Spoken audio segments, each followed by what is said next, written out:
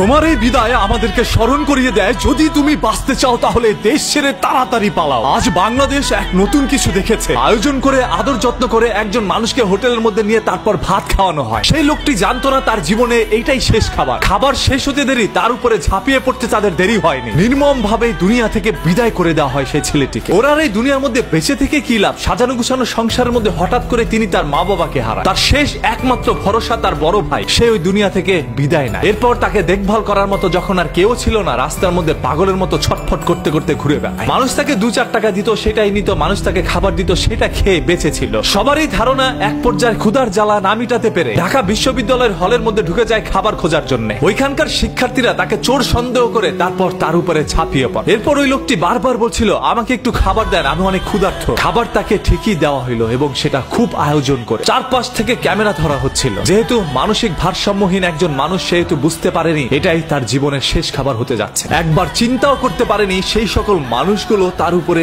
এইভাবে ঝাঁপিয়ে পড়তে পারে। বাংলাদেশের ইতিহাসে হয়তোবা এরকম কোনো মহর্ষ ঘটনা আগে কখনো ঘটেনি। আজকের এই ঘটনাটি আমাদের সবাইকে চিন্তায় ফেলে দিয়েছে। আসলে যদি আমরা বাঁচতে চাই তাহলে দেশ ছেড়ে আমাদের পালাতে হবে। এই দেশ আমার না, এই দেশের জন্মভূমি আমার না, এই দেশের মাটি আমার না, এই দেশের মানুষজন আমার না, এই দেশের কেউ আমার না। একটা সময় আমি আমার নিজেরও থাকবো না, আর তখন তাদের খেলনার পুতুলে পরিণত হব। এই ছেলেটির নাম হচ্ছে তোফাজ্জল। বরগুনার পাথরঘাটা এলাকায় তার জন্মগ্রহণ। তিনি একজন মেধাবী শিক্ষার্থী হিসাবে পাথরঘাটার একটি কলেজের মধ্যে ভর্তি হয়। এরপরই তার পরিবারের মা বাবা ভাই বোন সবাইকে হারানোর পরে পাগল হয়ে রাস্তার মধ্যে ছুটে বেড়ায়। এমন তো অবস্থায় ঘুরতে ঘুরতে তিনি ঢাকা শহরে চলে আসে, আর এটাই তার জীবনের শেষ সিদ্ধান্ত ছিল। আজকে ওকে যে আপনারা হসপিটালের মর্গের মধ্যে ফেলে রেখেছেন, ওকে নিতে কে আসবে? ওর তো পরিবারের কেউ নাই। যার এই দুনিয়ায় কেউ নাই, তার বেঁচে থেকেই বা কি লাভ? হ্যাঁ, আপনারা অনেক ভালো কাজ করেছেন ভাই, ওকে দুনিয়া থেকে বিদায় করে দিয়েছে। আজ ওর পরিবারের কেউ নাই, ও একা হয়ে গিয়েছে। আজকে ওর দাফনটাও হয়তোবা একাকিত্বর মাঝখান দিয়ে যাবে। তবে হ্যাঁ, আজকে তার পরকালে সবার সাথে দেখা হচ্ছে। ওর জন্য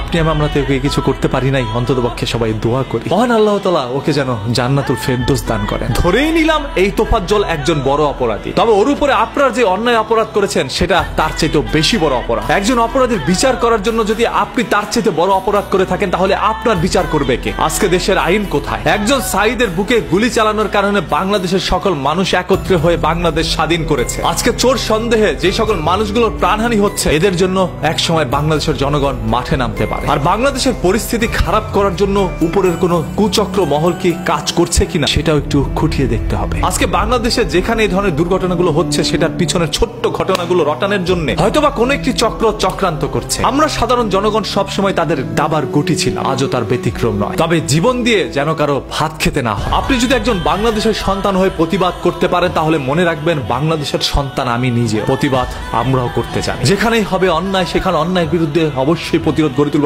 We are protesters, so save Green, save Bangladesh with me every time anywhere. ধর্ম নিয়ে কেউ যদি বাজে কথা বলে, তাহলে তাকে সুযোগ দিতে হবে, কারণ ধর্মবর্ণ নির্বিশেষে আমরা সবাই মানুষ, আর মানুষের চাই সর্বদা মানুষের পাশে দাঁড়াতে। এটাই তো আমাদের একটি নীতি হতে পারে। আজ কেন এই দেশ এরকম হয়ে যাচ্ছে? যে যা পারছে তাই করছে। দেশের মানুষের কি মানবিকতা হারিয়ে ফেলেছে?